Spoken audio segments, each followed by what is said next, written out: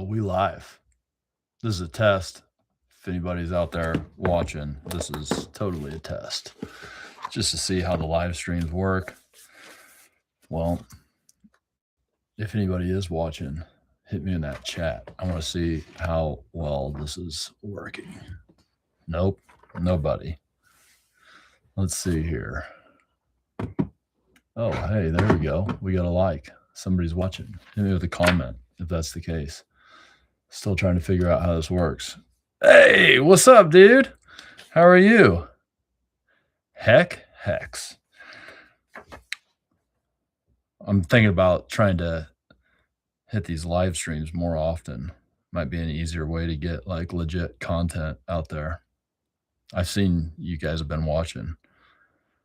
I'm working on this video right now to say like the 4 things that every house flipper should focus on, because there's a lot of bull crap out there, and I think the only things that actually matter is always being ahead of the money. So, you buy a good deal on the front end, and then you got to be ahead all the time. So you probably seen like the line of livability that I've talked about. So basically you want to buy the deal.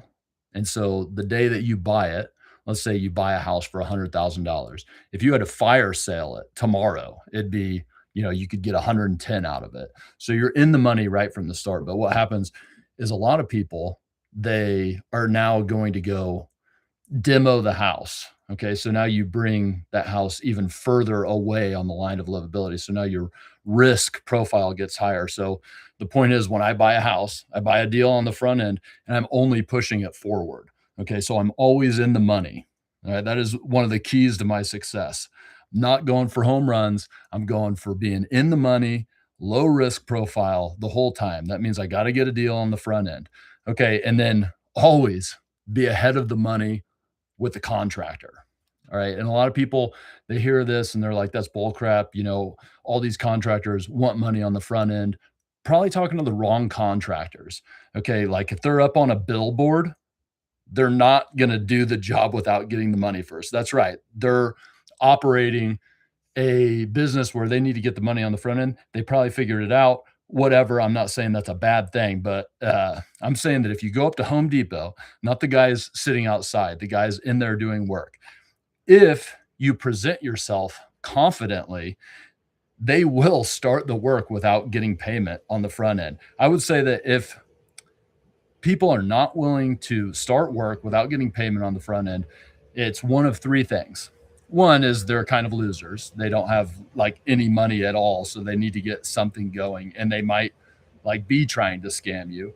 2 is they think that you're a loser. They think that this person's a novice. They're not going to be able to pay me. Okay. That's something that you can overcome. Or 3, they're a billboard contractor. You don't want those guys anyway. They're going to end up overcharging you. And then next is don't over renovate, which, you probably heard me talk about the HGTV dilemma, where people watch these shows on HGTV and they're like, well, this is what a flipper does. They have like contests to see, what the nicest bathroom is, what the coolest tile they can pick is. And dude, a true flipper has a product. Like it's all the stuff that people complain about. Like all the flippers out there are doing gray LVP. They're doing white walls. They got the same countertops and everything. They do the same thing. It's the same gray and white and black. It's so ugly. Awesome. It's exactly what you want. Okay. It's not a contest to see who can make the most custom, pretty craftsman crap.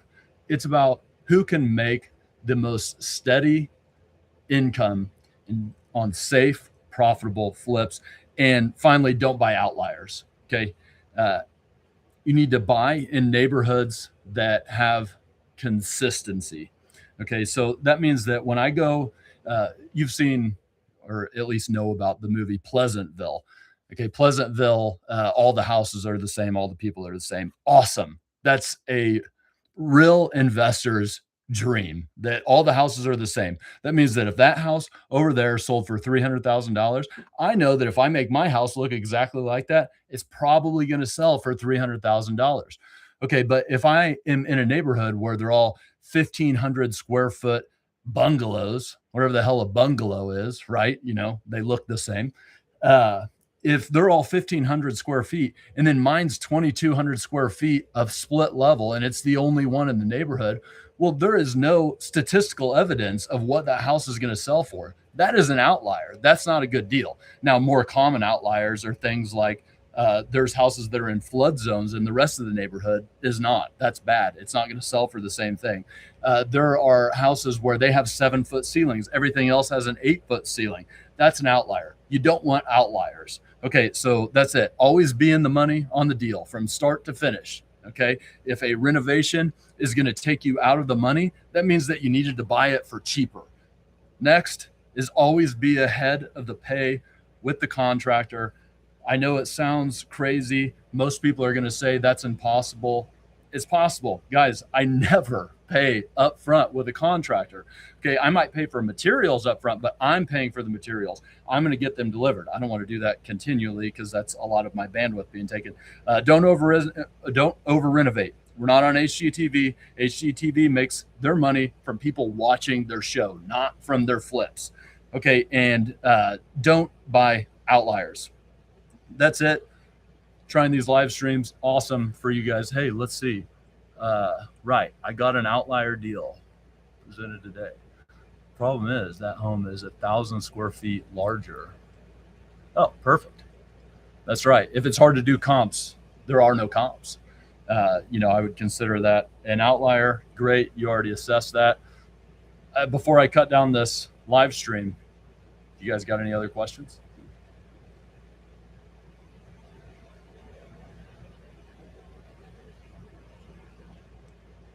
Not seeing any come in, but yeah, I'm going to try to do these more often. I'll probably have a better plan. I was just testing to see if it worked today. Thanks for hanging out, guys. I think all of you guys are all already in the free school community. If not, it's a solo house flipper school community. It's on my other channel at Ross Paller. That's like my main channel, and there's always links to that stuff. But hey, question about funding for rehab. Hit me with the question, man. I got some time before my wife needs me in for dinner, so working from my home office today, if you're wondering why it looks so weird out here. I don't know how fast this stuff comes through, so I'm just waiting on your question. But I'll talk a little bit about funding while I'm waiting on the question to come through. So basically, it depends what kind of deal you're doing. I'll wait for that question to come in, and I'll finish what I'm saying. But you might buy houses through the real estate market. Oh, here you go. So I have the hard money loaner already, but the rehab money. Where could I get money for rehabs? Well, most hard money lenders are going to give you, they'll probably lend you all of the construction money. So what they'll do a lot of times, let's say the house, just for easy math here, house is $100,000. The construction is $50,000. I know depending on what neighborhood or area you're in, it might be double or triple those prices for the house. But anyway, for easy math, 100,000, 50. What most of these lenders are going to want to do is they're going to want to have you put some skin in the game on the house. So if the house was $100,000, they'd want you to put like 10% down on the house. So they'd give you 90,000 for the house, but then they'd want to give you all of the funds for the construction. And the reason they want to do that is because they can control your construction draws then and make sure that you're not just buying the house and then vanishing. Okay, so when you say you already have the hard money lender, you mean you've already talked to them, or they've actually already given you the money and you've closed on it?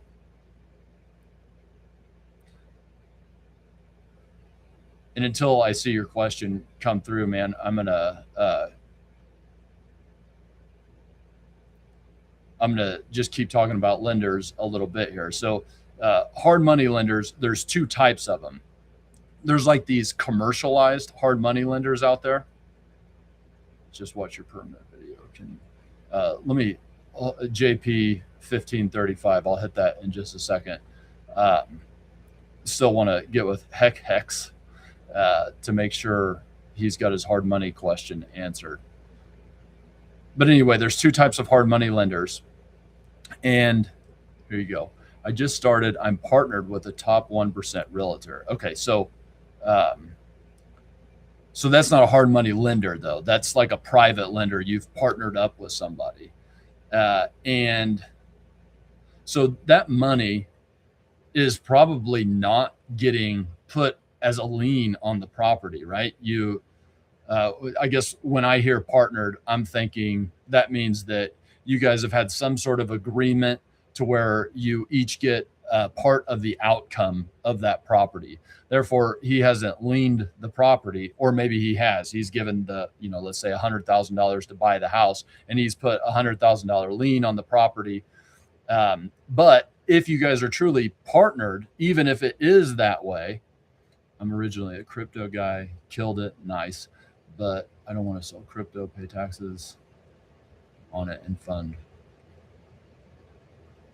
on it to fund rehabs. Right. Okay. Yeah, for sure. Never use your own cash if you don't have to. That's the beauty of real estate. I mean, I would say though, if you're partnered with this guy, this top 1% realtor, you guys should go get a hard money loan on the thing. And especially if this guy has brought cash and you haven't gotten a lien from an outside source. I partnered with the top realtor friend of mine. He has a friend who does hard money loans, and they fund 100%. That seems like they would want to fund the rehab anytime. Oh, nice. Jason Bourne, baby. I would ask that lender if they'll fund the rehab as well. It's a little bit of a tricky situation now, because if you're lending on a property, so me as a lender, I would want to be in first position all the time. That means that if you're not paying, I can foreclose the property and get my money back. Okay. Generally, people don't want to be in second position. That's what a second loan would have to do. So it'd be best if that first loan could expand. They could take the $100,000 still using that and just expand that loan to $150,000. Or you're going to have to go to other hard money lenders and see if they'll take a second position. They probably will, but they'll want to charge you more for it. Or you will have to come cash out of pocket on something like this. And before I lose it, JP, hopefully you're still around there. Just watch your permit video. I make a lot of permit videos because they piss me off sometimes. Can I get permits pulled by a GC for work, but have someone else do the work?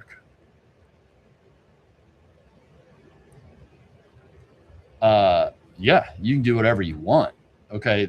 It's not on you. It's on the GC. So like you have nothing to worry about. I mean, you have like workmanship to worry about, and a bunch of different people in the pot. It's already hard enough to deal with one contractor and get them to actually do what you want them to do, despite what others might tell you. That's one of the hardest parts of the job here. But okay, so you're saying, can I get a permit pulled by a GC for work, but then have somebody else do it? So just think about like what a GC normally does. A GC normally does not do the work. They subcontract to somebody else. So you're just doing that part of the job for them. And if the GC agrees to it, no problem.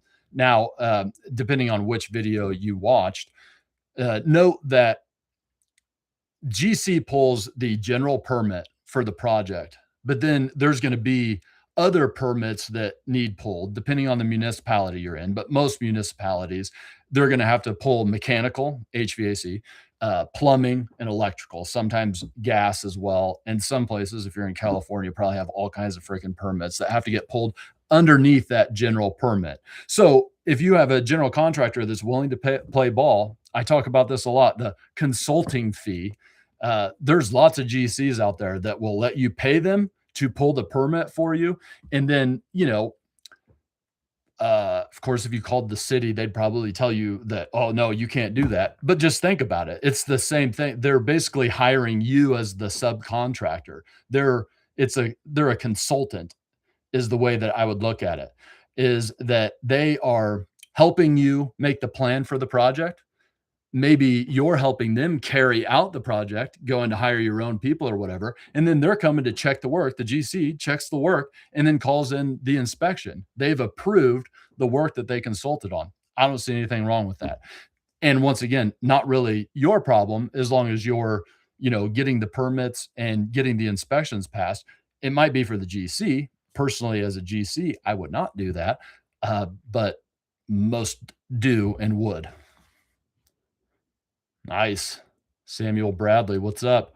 It's funny, man. I thought I was gonna hop on here for like 30 seconds to see how this thing worked, and then all of a sudden you guys popped in here.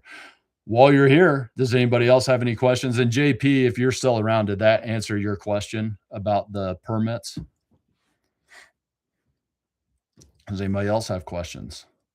Jason Bourne, did you get yourself a job? You're in East Tennessee. What's up, man? That's my neck of the woods. Sweet. All right. Unless I see a question pop up, probably gonna hop out of here. Hopefully, you guys are all part of the free solo house flipping school community. I should have probably put the link up there, but on any of my other videos, it will be in the description. And I think I'm gonna start doing these live streams up in there as well. We'll see. This seemed to have gone better than expected, so need work. Yeah, man. People are out there looking right now, though. This is, the market has slowed down a little bit. Obviously, I don't normally give contractor advice here, but you know that I own a couple contracting companies. There are less people spending money on construction right now. For us real estate investors, that's a great thing because that means that there's, you know, for lack of better words, some pain out in the market. And that generally means there's better deals to be had. There's more houses on the market, less people doing things. And, but that does make it a little bit more difficult on you. Uh, that's why I, years ago made the leap to buying my own properties because I basically have an endless supply of work for myself. It's all I got to do is send out some mail, get a deal, and there we go. I have work now. And, while we're talking about it, the way that works is that basically I'll get a deal on a house.